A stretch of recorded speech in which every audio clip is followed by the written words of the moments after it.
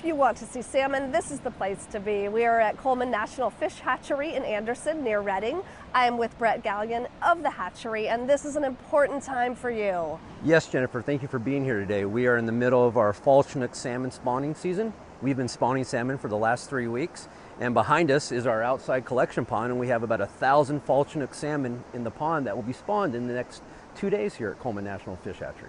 Let's talk numbers. How are salmon numbers looking this year? Well, this year it's rebounded. It's a better year. I won't say great, but I'm using the word good. We have about 10,000 fish so far to the hatchery. The run back to Battle Creek should be about 25 to 30,000 fish at the end. And just to give a little perspective, last year we had a total of 5,000 salmon return to Coleman, so that's why I'm saying it's a good year.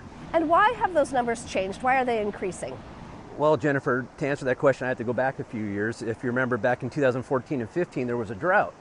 During the drought, Coleman National Fish Hatchery trucked our smolts, so we put them in a distribution truck, took them down to San Francisco Bay and released them there.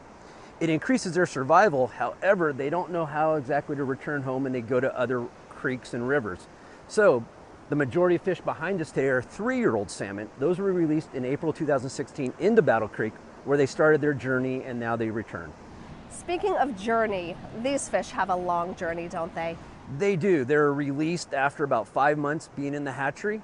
They then have to swim 300 miles out to the Golden Gate Bridge, where now they spend the next 2 to 4 years swimming thousands of miles in the Pacific Ocean to then return, swim the 300-mile gauntlet, and return to Battle Creek and Coleman National Fish Hatchery.